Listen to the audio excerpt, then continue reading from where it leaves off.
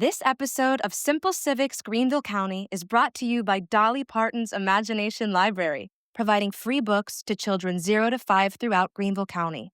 To sign up, visit greenvillefirststeps.org/freebooks. That's greenvillefirststeps.org/freebooks.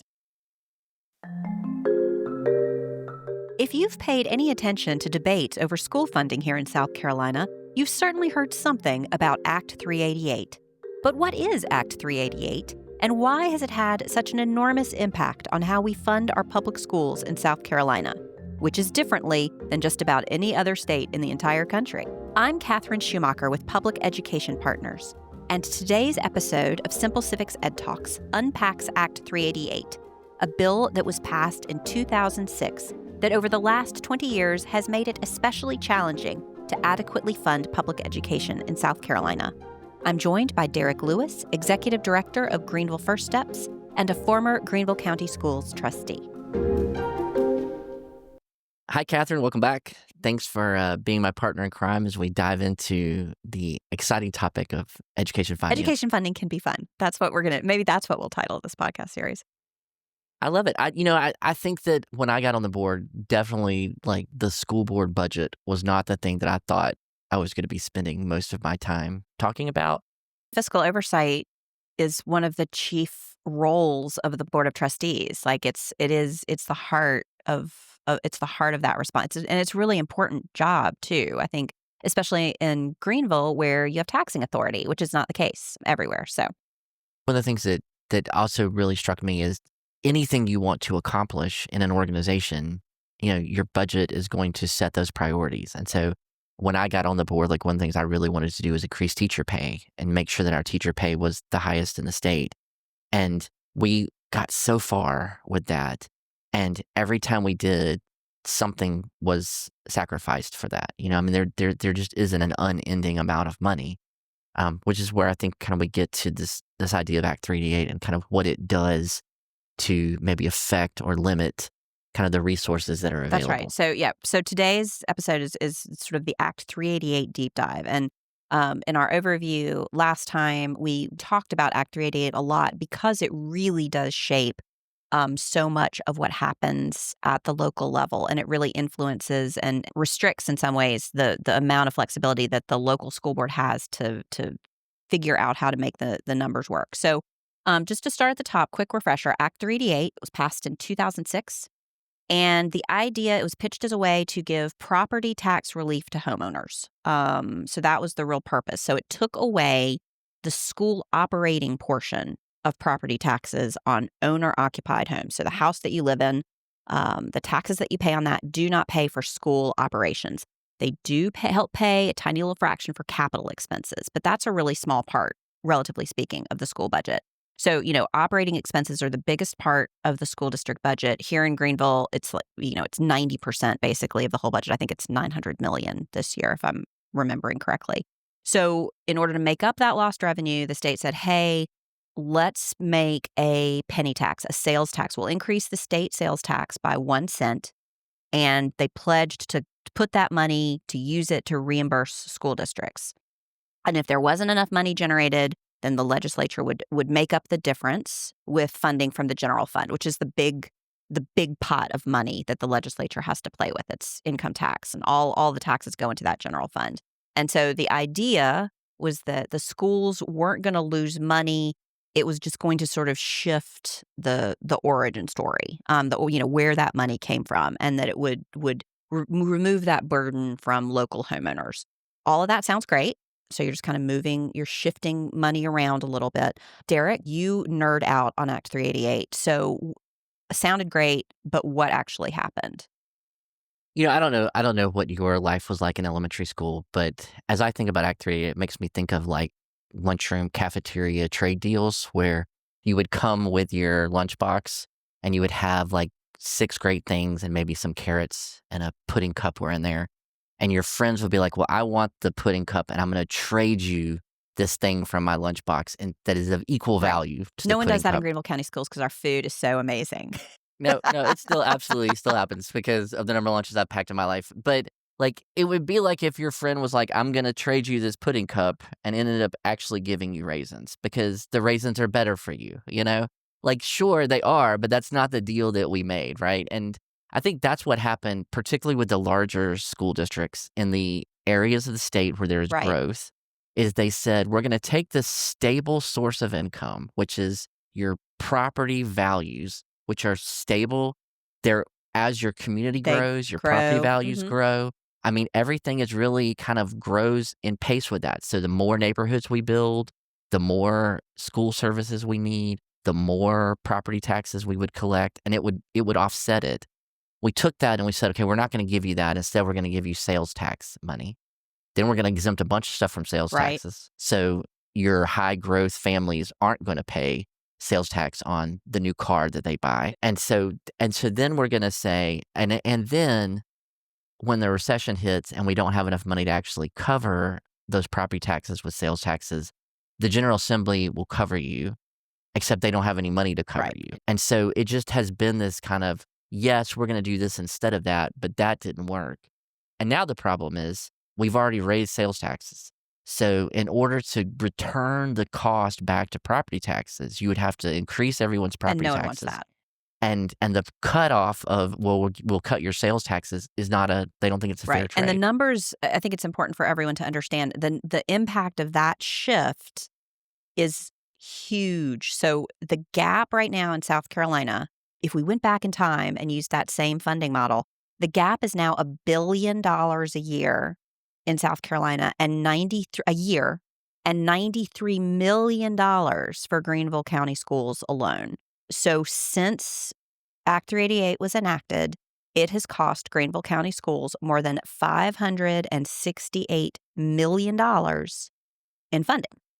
And that's a lot of money for teacher salaries and health benefits and school. I mean, all of the things. That's a huge hole that you have to kind of figure out how to solve. And there's been more and more unfunded mandates coming down from the legislature that carry costs that haven't been funded that the local districts have to cover. Yeah, I mean, that $93 million is almost the same amount of money we pay to manage, build, and expand every school in the district for a year. That's great So context. you look at your entire school facility operating budget is not being covered by the General Assembly. And those are the kind of things that, like, that $93 million is a lot of resources that now we're having to raise locally to cover costs that we would have covered with property taxes. Right. So local school districts do have levers that they can use to close that gap, but not all districts have access to the same level of wealth and opportunity. But talk a little bit about what the process of setting local millage here in Greenville, like that responsibility that a school board has.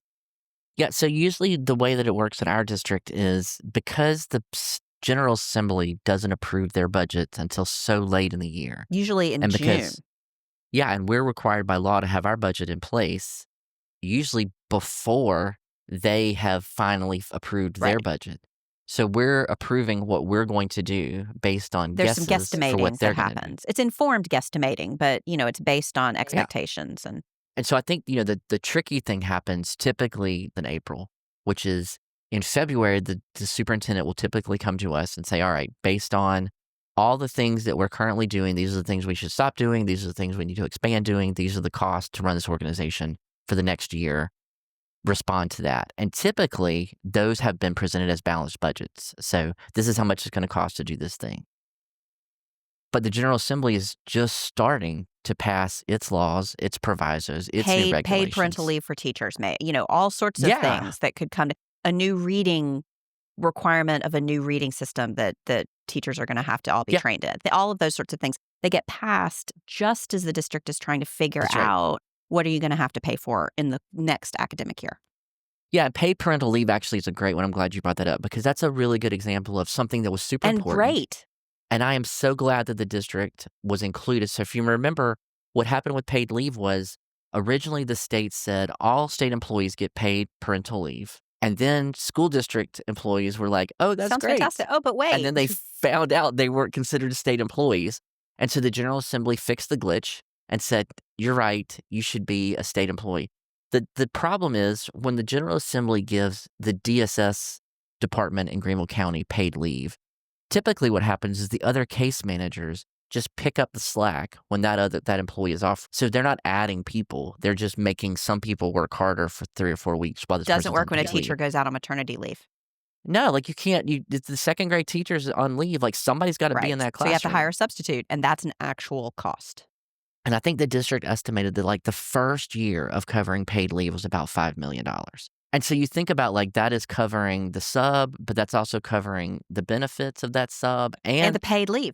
that paid employee is still getting paid. Like they're not unpaid. And so that was an example of like that wasn't included in the budget, the first draft of the budget. But then in the second draft of the budget, we had to add, that $2 to $3 million expense. But the General Assembly didn't add money to cover it. They just said, this is something you should do, something really important Sure. you should So that's do. a perfect example of one of the unfunded mandates. And you'll hear a lot when you pay attention to budget conversations, especially at the school district level. There's a lot of that because there are a lot of moving parts in school district oversight, management, employee benefits, all of those sorts of things that's really in the weeds of how do you take care of your people. Yeah, so then what happens is then the district has to come back to us and say, all right, so we're getting X. It's now costing Y because all of these mandates that we weren't prepared for are now included in the budget. The difference is $4 million. And so then the board has to decide, well, are there $4 million worth of stuff we already were doing that we need to stop doing? Or do we need to go and take an additional millage increase to cover to make that whole? And I think that's where the board every year has to wrestle with that. And some years they have done it without millage increases, and some years they've done it with. In no years that I've seen the board work in the last 15 years have they said, well, we could get 15 million, let's get 15 million. It has always been less than what the General Assembly has allowed. And for me, I always kind of wish we would try to ask for more, but I understand that political pressure too. I think it would be great. It would be great to be able to give teachers a $2,000 raise every year, but you can't. And I think the political reality, I think it's important to balance that. I think something else I just wanted to point out, and people are going to be hearing about this probably, is that in some parts of the state, particularly down on the coast, the value of local millage down on the coast. So if you think about if rental property is one of the key sources of revenue, operating revenue for districts, think about all those vacation homes down in Charleston, Beaufort, down on the coast. So, the value of that millage is worth a whole lot more down there. And so they're doing really huge investments in teacher salaries down there, and they can afford it without millage increases because each of those mills is worth a lot more. Those coastal, it's more expensive to live there, obviously. And I think increasing teacher salary is all great, but I think people need to understand that the coastal salary increases on teachers are just kind of going at a different level. And, Greenville, I think we're 11th this year, but that grouping kind of under the top 3 or so is really close together. So 11th might be like a $200 difference or something. But that's a real priority because we want to be competitive in our region around teacher salaries. And this millage question is a big part of it. I know one of the things you hear during the budget debate often is that, for the example you just brought, like this $5 million. Can't we find $5 million somewhere else? Or the fund balance. I think the conversation about fund balance is really important. And I've learned a lot about fund balance. Talk a little bit about that and why it's important and why at Greenville County Schools in particular, that fund balance isn't just like a piggy bank. Yeah, so just to kind of clarify, so the fund balance is typically the money that we budgeted to spend in one year that maybe we didn't spend, and so we roll it over to a fund balance for the next year. So with a $1 billion organization, if we just have half of 1%, that's tens of millions of dollars that we're rolling over. So, one of the things that we talked about a lot on the board is, well, why don't we just take the money from fund balance to cover that millage increase? And sometimes the board has required the superintendent to do that. But the problem with that is you're taking money that is one-time money and you're using it to fill a hole that's a recurring hole. So that $3 million for paid leave for teachers to offset that's $3 million a year forever. That's not $3 million a year this year. So if you take $3 million from fund balance this year to cover that hole, well, now you have a $3 million hole next year, and you're going to have to cover that hole again next year. And eventually, you're going to take so much from fund balance that it's going to affect your credit rating. So, one of the things that we look for when we float our bonds is, can we get the best possible credit rating, which is why it's actually been possible for us to build schools and pay off those bills faster than the terms of the bond. Because what we have been able to do is use the fund balance to increase our credit rating, which lowers the rates we borrow money for. And if you pay it off quickly, that saves taxpayer dollars. Yeah. And so, I think that's the one thing I would say is, yes, we could get rid of all that fund balance, and it would probably give us a window of 5 years of not having to raise millage. But 5 years from now, we would have no fund balance. We would have increased credit. We would have increased rates of repayment on these bonds. And the next time a recession hits, there's going to be a shortfall. And I think that's what we saw in 2008 that scared me the most was you looked at these districts, and the General Assembly came to schools in October and said, that budget you approved in July, no longer good. We now need you to cut 20%. And in most districts that didn't have a healthy fund balance, they laid teachers off. And we did not. We made it through the entire year covering that shortfall. With the fund balance. With the fund balance. And I think that, that's what a savings account is supposed to be for, is to help us when those moments of crisis hit. And because of it, we were able to keep teachers. If we had laid them off, we would have had them the next year and they would have gone somewhere else. No, that's work. such a great example. I mean, there was another one even, more recently. I think most listeners know that the Federal Department of Education put a hold on some money that school districts were expecting. And no one kind of knew when it was going to get released, if it was going to get released, if it was going to be canceled.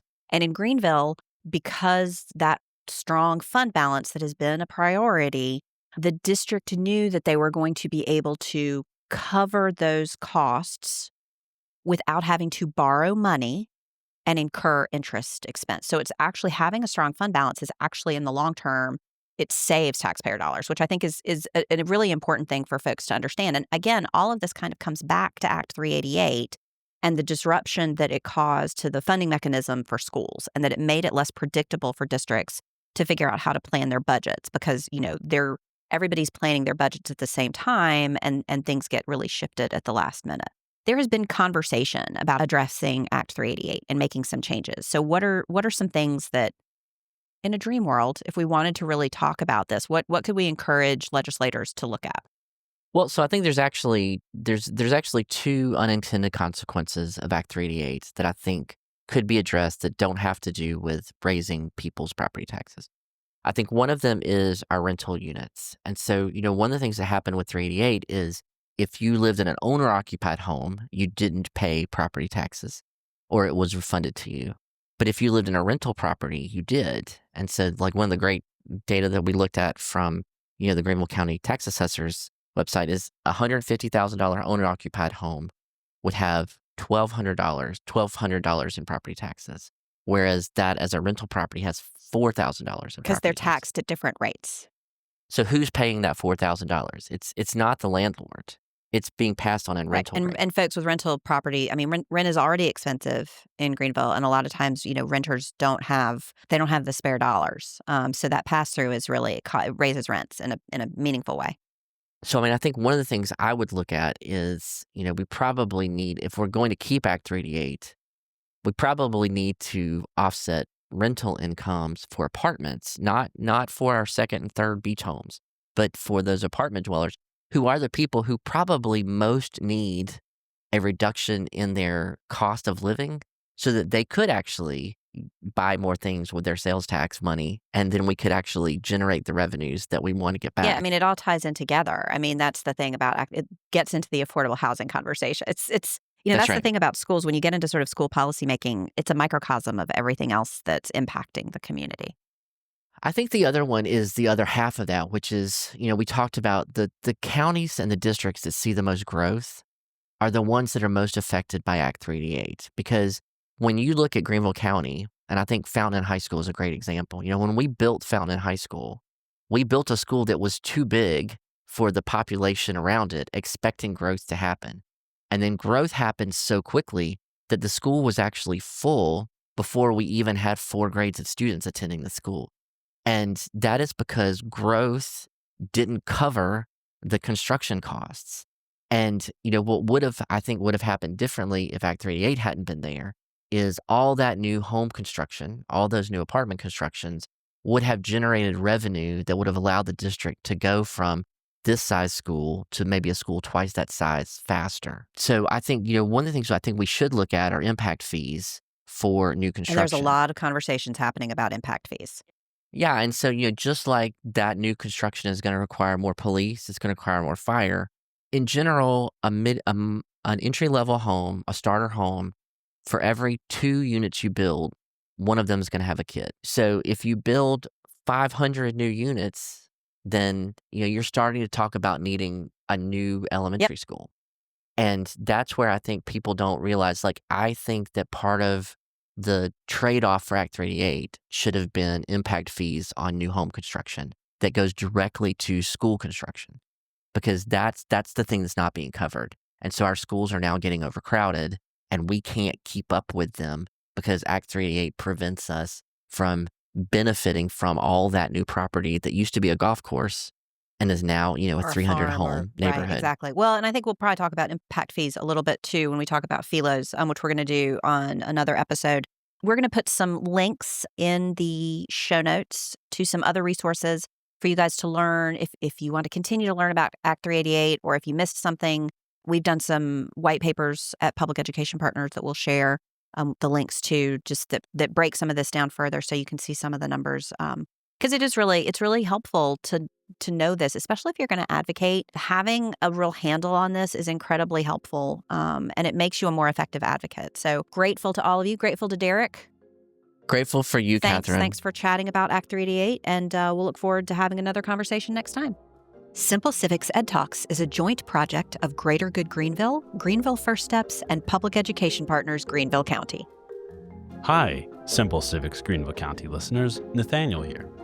If you've made it this far, then we think you'll really love our newsletter. Sign up for bonus content, updates, and more right in your inbox. Look for the link in the description that says newsletter to sign up, or visit us at simplecivicsgreenvillecounty.org. Find the link in the menu that says newsletter and sign up there. We'll see you again next week.